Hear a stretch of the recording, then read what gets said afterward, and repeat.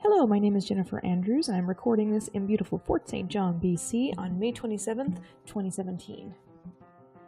I've been teaching in North Peace Secondary School for over 15 years, and some of the courses I've taught have included graphic design, art, programming, yearbook, web design, computer animation, and Planning 10.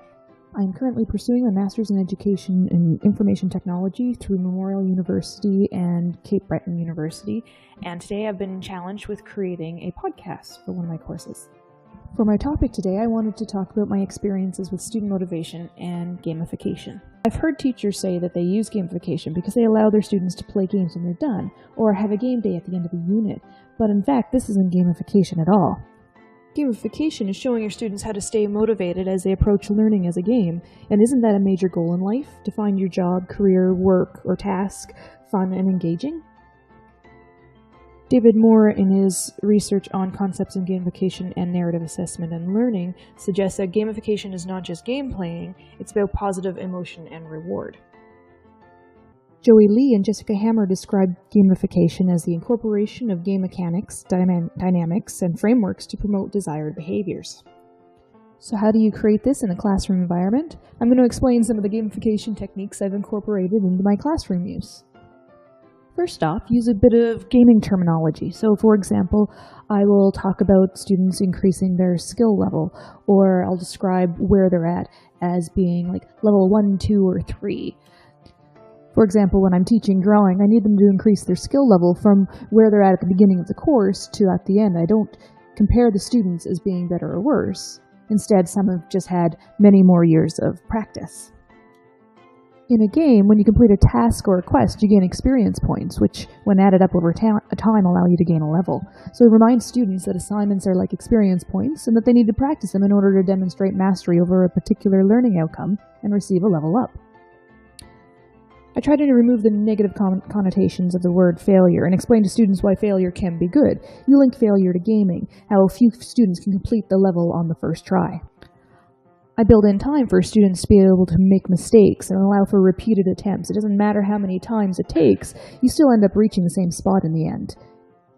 In my animation class, I'll frequently give the students an assigned task and let them know that they'll have 3 days to complete it. If they already know how to do everything, it might only take one class or class and a half, but I expect them to fail, and I tell them that they'll rarely be able to do it on their first try. I'm giving them extra time so that they can make their mistakes, learn from them, and then move on from there.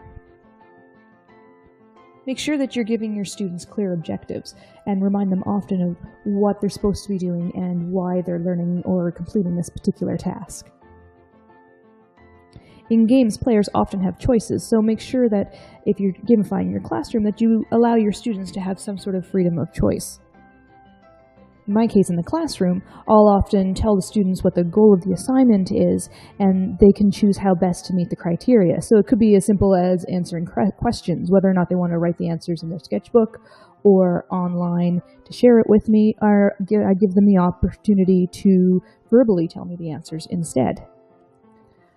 Another way to incorporate gamification into your classroom is through scaffolding, so slowly increasing the difficulty level of the different teaching skills or concepts that you want your students to master. Give positive feedback, not only when they're done on their assignment, but also while they're working, to let them know that they're on the right track. It gives them a confidence boost to continue and finish.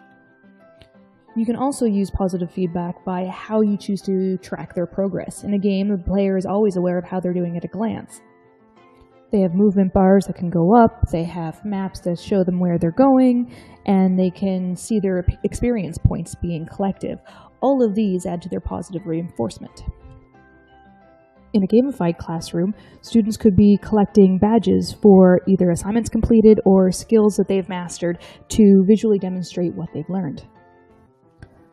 I experimented with incorporating a badges achievement system into my Moodle classes, but at the time it required students to have a Mozilla account and upgrades to our Moodle server. So I'm currently watching the Google development team's educational blog because I'm expecting that they'll eventually release a badges app for Google Classroom. Many of these techniques require a change in classroom management of teacher perspective. It's how you talk to your students and introduce concepts. It's how you keep your kids motivated to learn.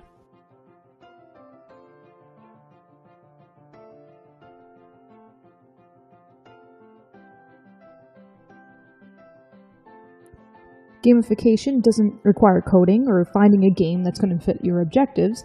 It doesn't even require technology. Instead, it's how you structure your class, deliver your content, and be engaged with your students.